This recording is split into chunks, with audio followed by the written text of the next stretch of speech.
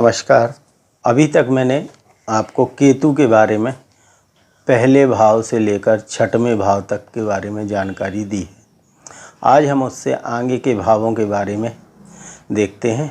Ketu 7th house में बैठकर क्या फल देगा।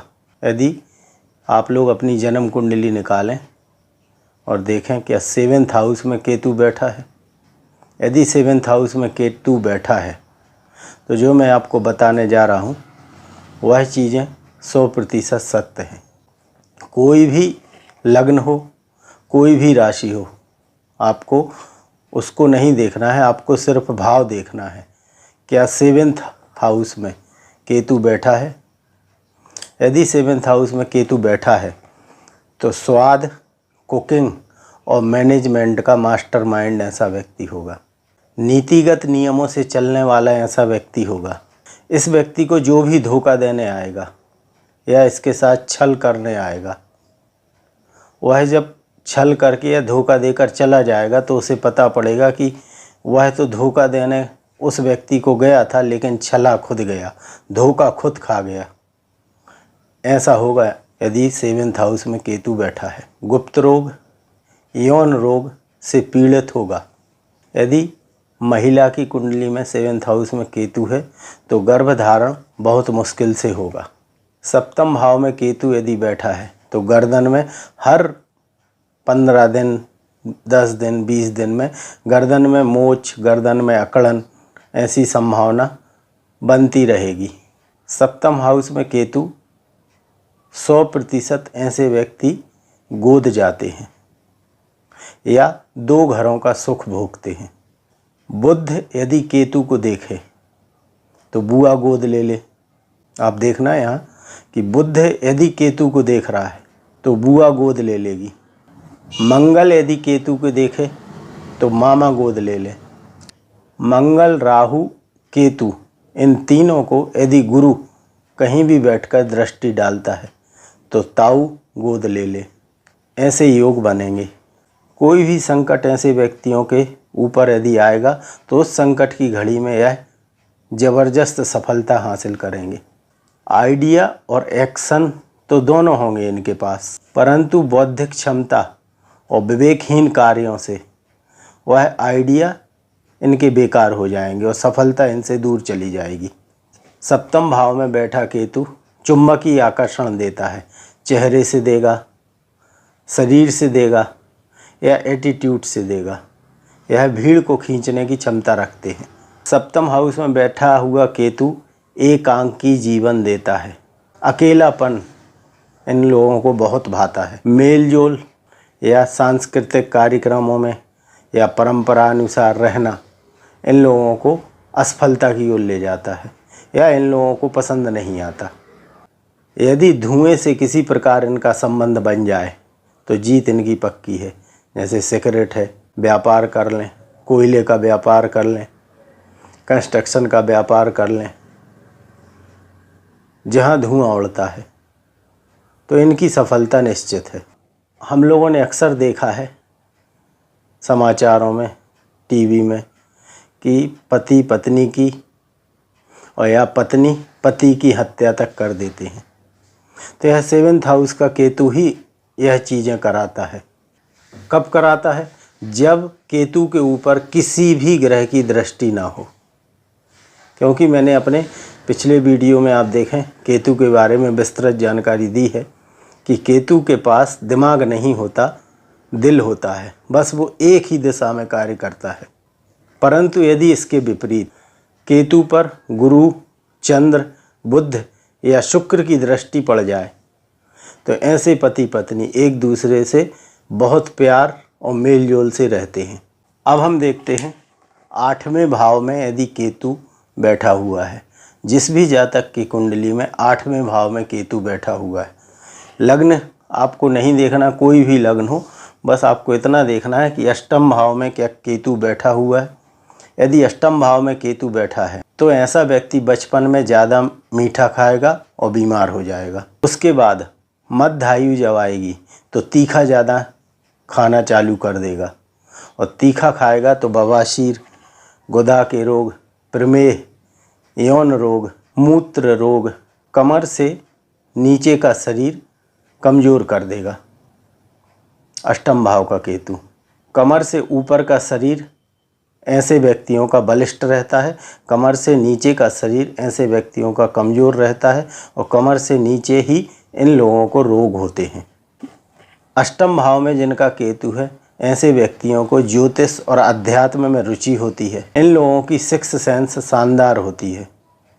आने वाले अच्छे या बुरे समय का इनको पूर्वानुमान हो जाता है या पूर्वाभास हो जाता है। जो भी व्यक्ति इनसे सलाह लेकर कार्य करता है या ऐसे व्यक्ति किसी व्यक्ति को यदि किसी भी मामले में सलाह देते हैं तो वह व्यक्ति सफल हो जाता है। लेकिन उसी सलाह पर यदि यह कार्य करते हैं जिनका अष्टम भाव में केतु है तो यह असफल हो जाते हैं। ऐसा इन लोगों के साथ हमेशा होता है। अष्टम भाव में जिन व्यक्तियों का भी केतु है, ऐसे व्यक्तियों के कुटुंब में प्रेत योनि में व्यक्ति भटकता है।